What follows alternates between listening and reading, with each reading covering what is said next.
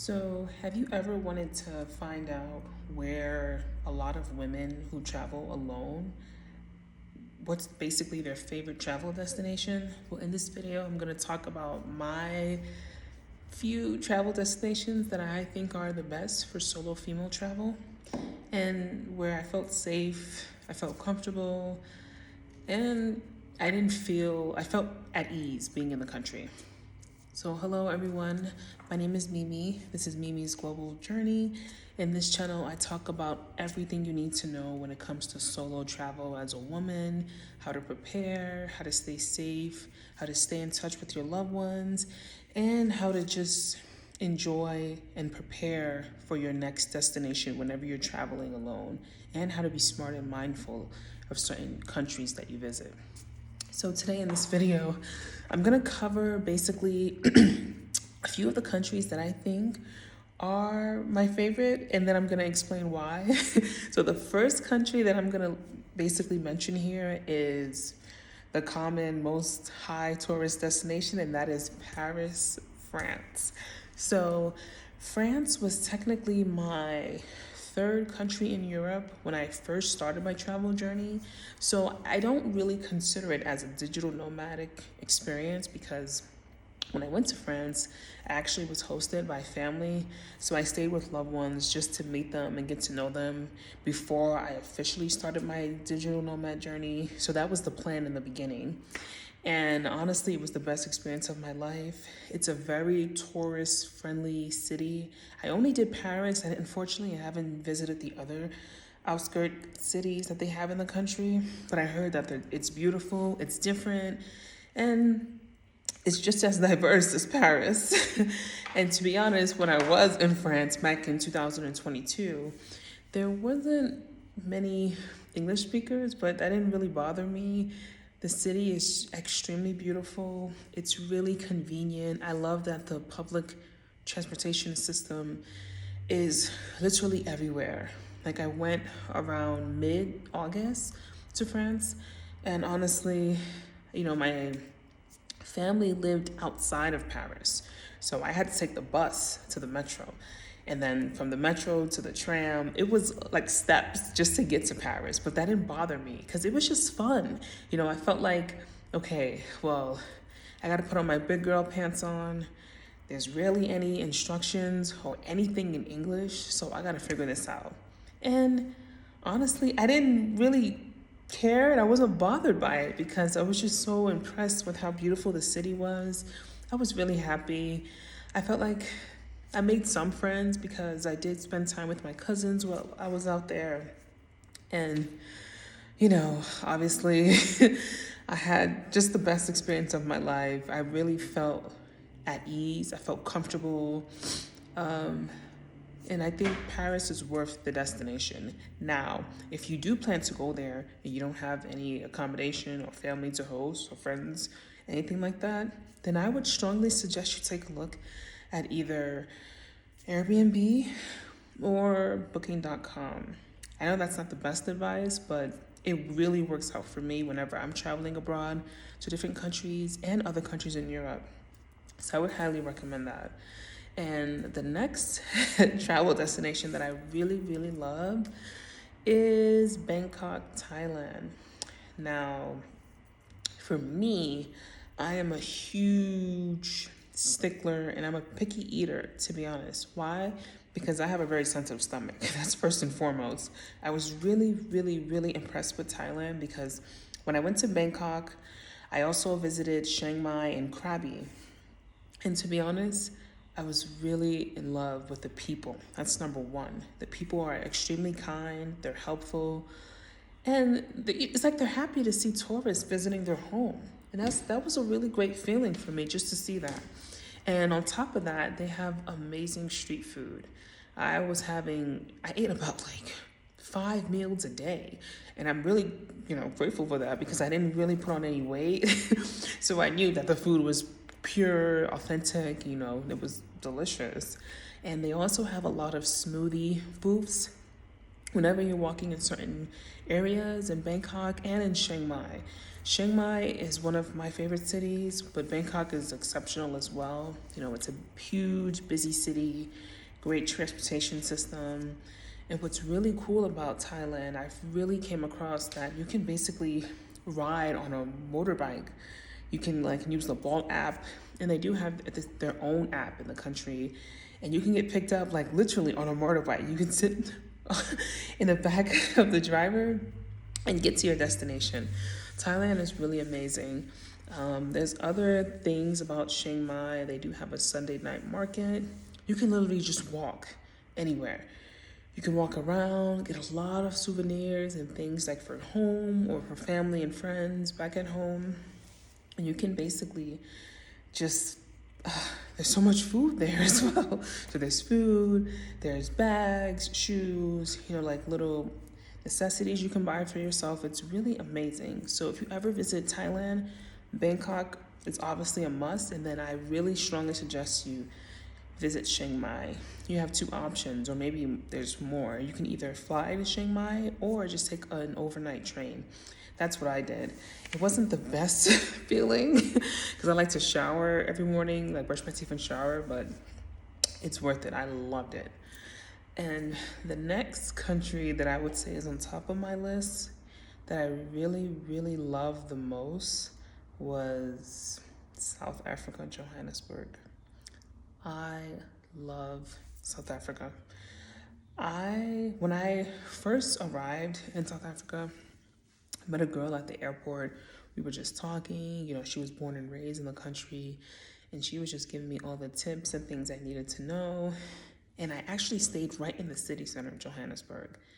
And that was the best experience of my life.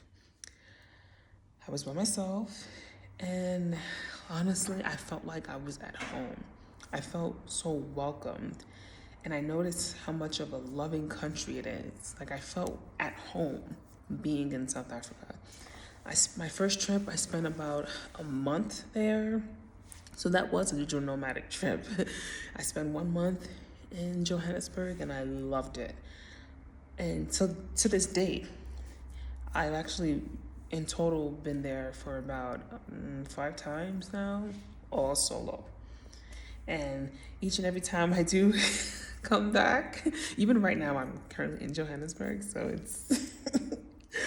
it just feels like home. You know, it's the people are friendly, everyone's happy, you know, you can just be yourself. They don't like, it's just a different feeling, and it's always hard to leave whenever I have to go, you know, depending on, you know, if I've exceeded my stay here, or if I just have to, you know, leave for whatever reasons. I would say that was one of the best experiences of my life. Anytime I leave South Africa, I always think about it like, oh, I gotta go back. Like, oh my God, like I missed the red cappuccino. Like, it's just amazing. I love South Africa, and I feel like as a woman, I'll create more videos about what you need to know before you go. And I think you won't regret it, honestly. And my next favorite travel destination, I would definitely have to say would be, believe it or not, Morocco. So when I visited Morocco, I visited 3 different cities. At first I went to Casablanca, beautiful city, another good form of public transportation to get around. Then I went to Rabat, and then I went to Marrakesh. So my favorite out of all 3 is Casablanca and Marrakesh, only because, you know, it's very pretty. It's a beautiful, beautiful country. The weather, you know, it's pretty hot. It's almost like a desert-ish, and it's beautiful. Now, just so you know, in Morocco, they do speak French and Arabic. So if I were you as a woman, maybe just learn some basic French. But even if you don't, I think they're also picking up on English. I didn't really speak English at all when I was there because I wanted to improve my French when I was learning at the time. So I just tried my best to just, you know, speak French and memorize what I had to say, or just, you know, have basic dialogue with like servers or anyone when I was there. So that was amazing. I think Morocco is worth the trip, honestly. And it's a predominantly Muslim country. You know, my religion is Muslim, so I try my best to, even though I am visiting countries, I try my best to also learn more about, the religion, the culture, and the history behind the country as well. I do that in every trip, in every country that I go to.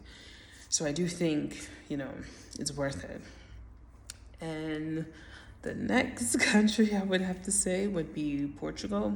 So I know Portugal is kind of like a hot spot right now, but I've only visited Faro, which is literally on the south of the country, right on the ocean. And I went there for a festival. I ended up staying there for about 10 days, and I only stayed in Faro. I didn't think about Lisbon or any other cities at the time because I'm more of a beach girl. So if I have access to a beach, I'm going to spend a lot of time by the water.